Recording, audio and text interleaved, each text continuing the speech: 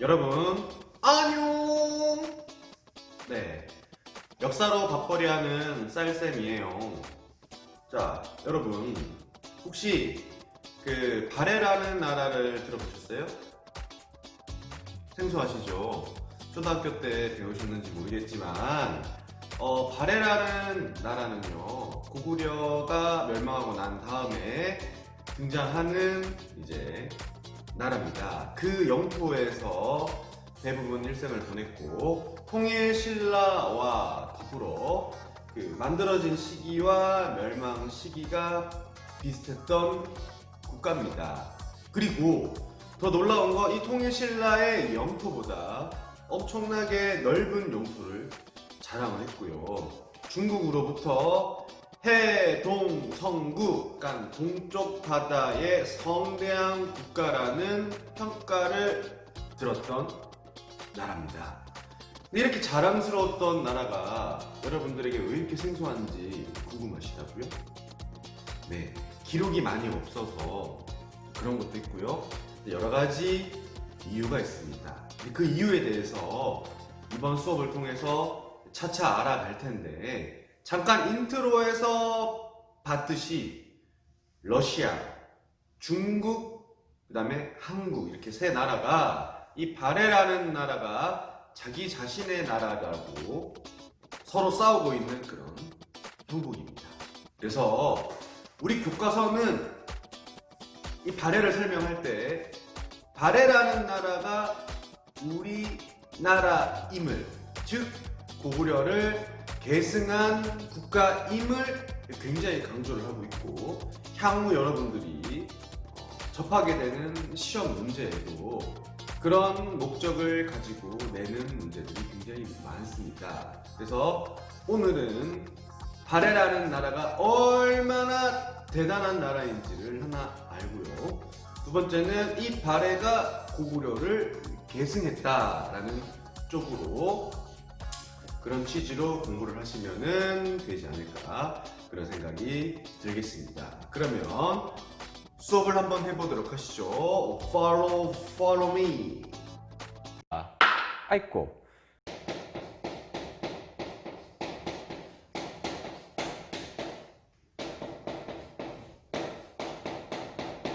자, 첫 번째는 발해의 성립입니다.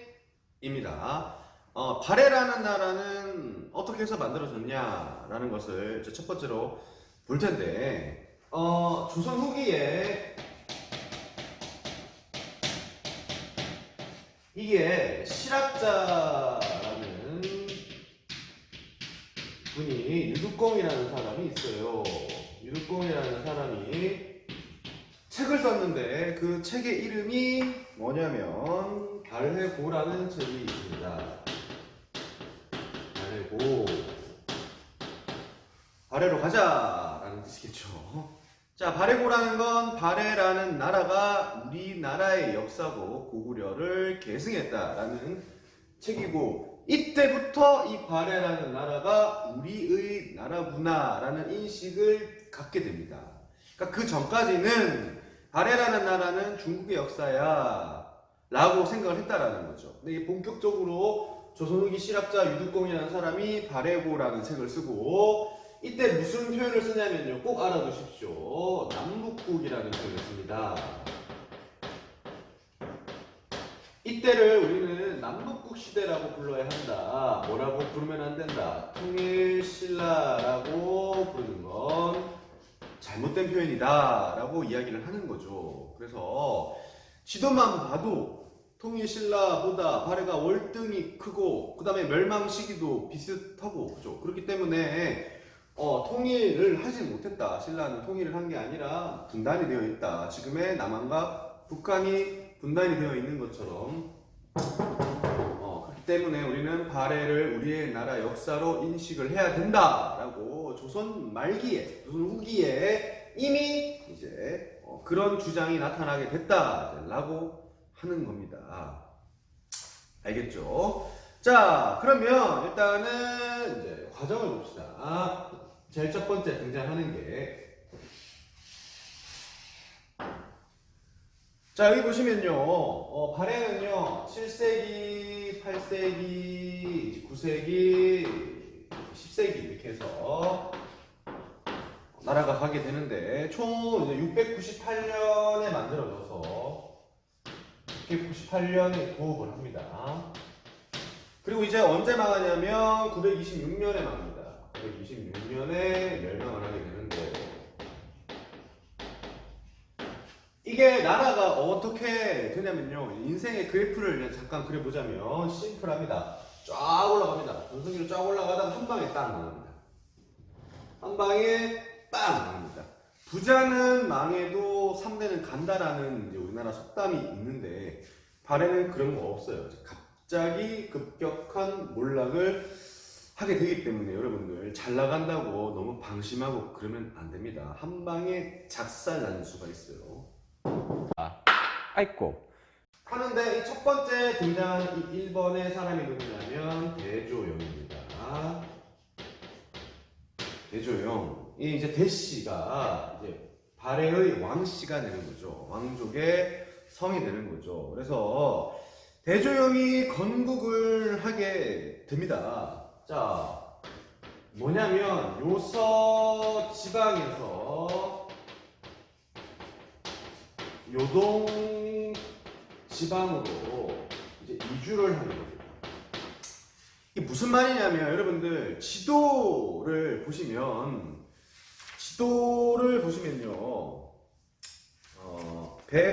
99페이지 지도를 보시면 요동성이라는 그림 있죠. 요동성이라는 그림 왼쪽에 보면은 랴오 허강이라는 강이 있어요. 지도를 잠깐 볼까요?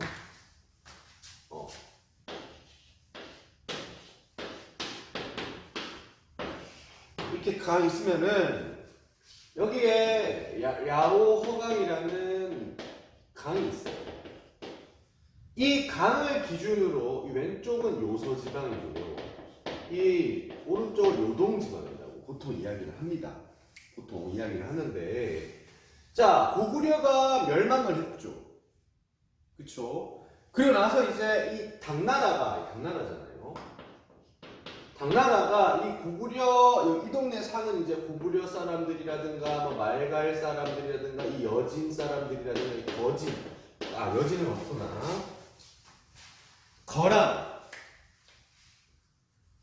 거란 사람들, 말갈, 뭐, 거란, 고구려, 이런 사람들을 관리를 해야 되는데, 당나라랑 요동 지방은 거리가 꽤 멀잖아요. 그죠? 그래서 이 거리를 이제 잘 관리를 하기 위해서는 이쪽으로 데리고 와서 강제로 이주시켜서 관리를 합니다. 그러니까 여기에 이제 고구려, 뭐 거란, 뭐 말갈 이런 사람들을 강제로 이주시켜서 이제 관리를 해왔다라는 거예요. 여기까지 되시죠? 이제 그와 관련된 교과서 내용이 여기 나와 있습니다. 그죠? 당은 고구려 유민들의 저항을 막고 분열시키고 관리를 하기 위해서 이제 강제로 데리고 왔는데, 자, 문제는 여기에 무슨 일이 벌어지냐면 여기에 거란이 반란을 일으키는 거예요. 당나라에게 반란을 일으키는 거예요. 그러니까 이때 이제 당나라의 병력이 이 거란에 투입이 됐겠죠. 거란의 반란을 진압을 하기 위해서 투입이 됐겠고, 이 대조영이 그 틈을 타서 요서 지방에서 요동 지방으로 다시 가는 거예요. 이해가 되죠? 대조영이 가는데 고구려 사람들도 데리고 왔고, 여기서 흑수 말갈족도 데리고 와서 이렇게 오게 되는 겁니다. 그래서 동모산, 지금의 동모산이라는 곳에다가 도읍을 하고 이제 나라를 만들었다. 이렇게 보시면 됩니다. 그래서 처음에는 나라 이름을 진국이라고 했어요. 진국. 괜찮은 사람을 진국이라고 하죠. 그죠? 이 사람은 정말 진국이야. 외모는 좀 뭐 그렇지만 패션도 떨어지지만 정말 버없이도 살 사람이야. 진국이야. 진국이라고 합니다. 근데 이게 이제 나라 이름이 나중에는 이제 발해로 해로 바뀌게 되었다라고 합니다. 교과서에 보시면은 713년에 바뀌었다라고 나와 있는데 요거는 뭐 굳이 몰라도 됩니다. 그러니까 여기서 알아야 될 건 뭐냐면 이 대조영이 이 요서 지방에 왜 갔나? 강제로 갈 수밖에 없었던 이유. 그 다음에 요동 지방으로 올 수 있었던 시대적인 배경, 거란이 반란을 일으켜서 그 시기를 잘 노려서 이 고구려 사람들과 이 말갈족 사람들을 다 데리고 와서 나라를 만들었다. 이렇게 보면 됩니다. 이해가 되시죠? 자, 그 다음에 두 번째 왕이 등장을 하는데요. 여기에 두 번째 왕이 등장을 합니다. 누구냐면 무왕입니다. 자, 발해라는 나라는 여러분들 지도로 보면 아시겠지만 나라가 겁나 큽니다. 근데 고구려라는 나라가 망하고 난 다음에 대조영이 이제 병력을 이끌고 동모산에서 도읍을 했죠. 그럼 처음에 나라가 작았잖아요. 그 작은 영토를 확장을 한 왕이 이제 이 무왕 때부터입니다. 그러니까 두 번째 왕 때부터 이제 발해라는 나라가 전쟁을 거쳐서 확장을 하게 되는데 이 무왕 다음에 등장하는 왕이 누구냐면 요점에 3번에 문왕이거든요. 그래서 무왕과 문왕이 합쳐서 70년 정도 이제 나라가 이어가는데 이때 이제 굉장히 부강한 나라로 발전을 하게 됐다 이렇게 보면 됩니다. 그래서 혹자는 이 문왕 때를 전성기로 보는 사람도 있고 나중에 여기 선왕 때를 전성기로 보는 사람들이 있는데 그거는 뭐 중요하지 않지만 확실한 건 이때 이제 굉장히 크게 발전했다라고 보시면 됩니다. 그래서 시험에 굉장히 많이 나옵니다. 특히 무왕은요 한문이 무잖아요. 싸움 무력할 때 무장 할 때. 그래서 굉장히 전쟁을 많이 하는 걸로 유명합니다. 첫 번째, 연호를 사용합니다. 고구려의 상징이죠. 중국의 연호를 쓰는 게 아니라 우리 고유의 연호를 사용하면서 독자성을 드러냈다 이렇게 보면 됩니다. 연호의 이름까지는 굳이 몰라도 되지만 이 무왕과 이 문왕 때는 독자적인 연호를 사용해서 고구려의 씩씩한 기상을 이어받았다 이렇게 보시면 되겠습니다. 자, 두 번째는 이제 흑수말가를 공격을 해서 흡수를 합니다. 흑수말가를 공격을 하고 그 다음에 세 번째는 일본과 교류를 합니다. 자, 네 번째가 중요한데요. 이 네 번째가 뭐냐면요. 당나라랑 붙어요. 빵! 빵! 붙는데, 자, 여기 보시면은, 자, 대조영 때 무슨 일이 벌어졌습니까? 거란의 반란을 틈타서 대조영이 여기 있던, 이 요서에 있던 대조영이 요동으로 와서 나라를 만들었잖아요. 그럼 당나라가 가만히 있겠습니까? 당연히 이거를 막으려고 하겠죠. 그렇죠. 그래서 이 당나라가 이 흑수말가를 이용해서 이 무왕을 견제하려고 합니다. 내가 나서는 건 좀 모양새가 그러니까 이 흑수말가를 이용해서 공격을 해야 되겠다 이렇게 생각을 한다는 거죠. 알겠죠? 근데 이걸 이제 알아차린 이 무왕이 기분이 나빴던 거예요. 그래서 뭐라면요, 그렇죠. 선제 공격을 합니다. 그래서 어디를 선제 공격하냐면 산둥반도를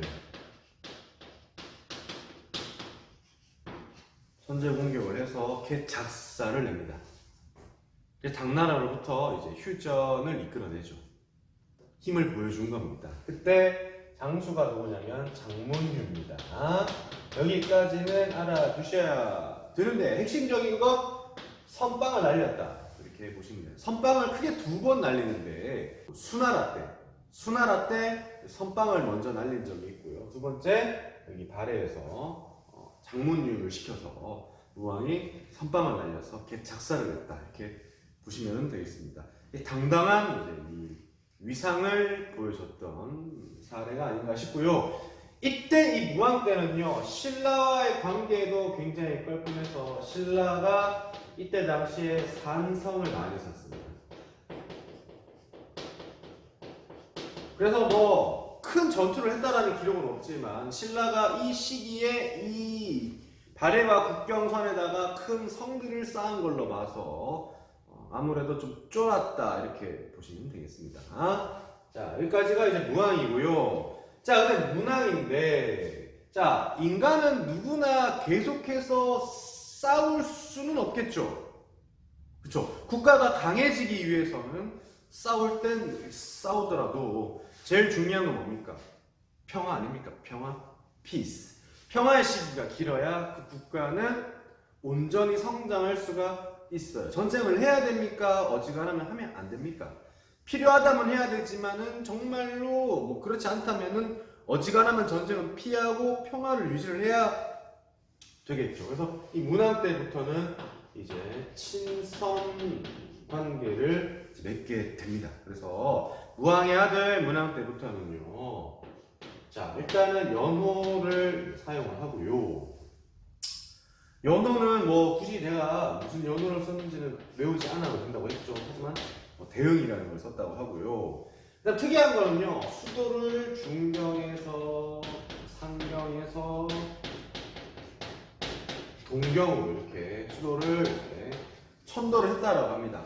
이 수도를 이렇게 천도를 했다는 건 여러 가지 이유가 있겠지만 이 문왕이 수도를 천도한 이유는 이제 왕권을 강화하기 위해서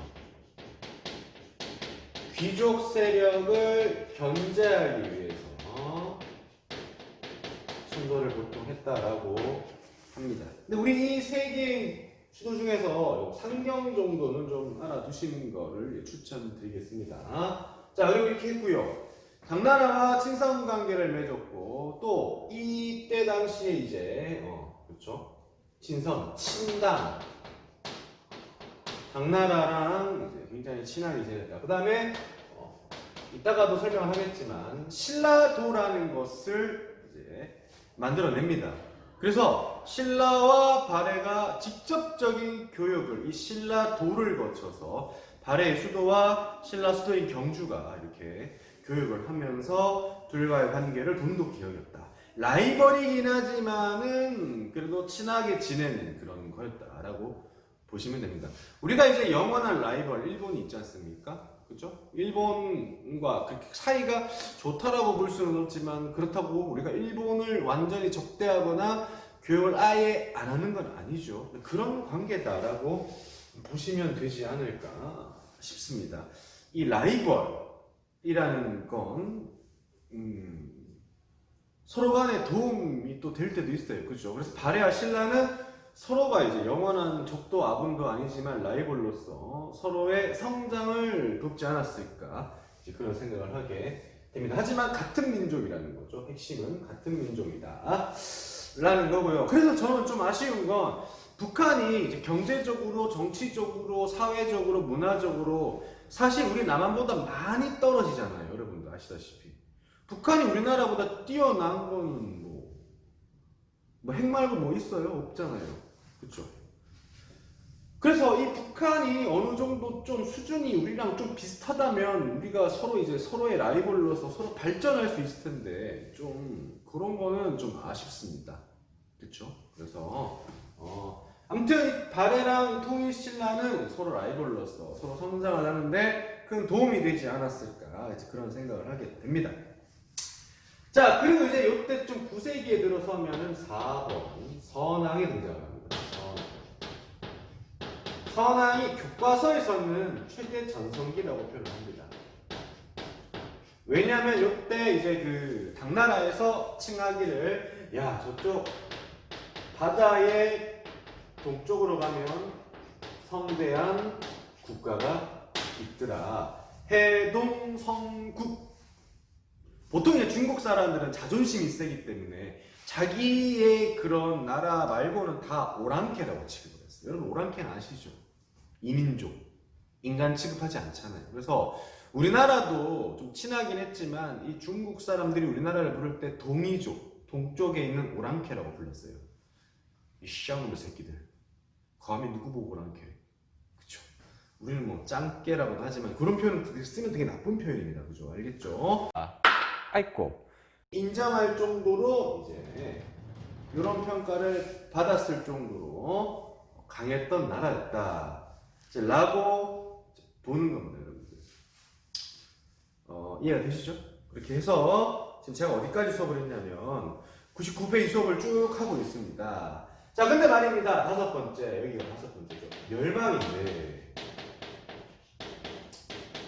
자, 역대급입니다. 이렇게 쭉 성장을 하고 절정기의 전성기를 빵 찍었고 중국과 거의 대등한 관계까지 간 이 발해가 한순간에 망하는데 그 망한 대상이 거란의 침입이에요.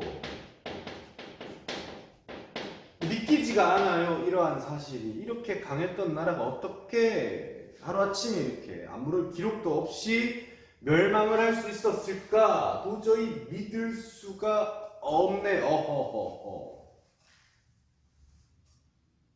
근데 그 무렵 뭐가 있었냐면 제가 요거를 좀 설명을 안 했는데 요 가운데 중경이 있어요. 중경.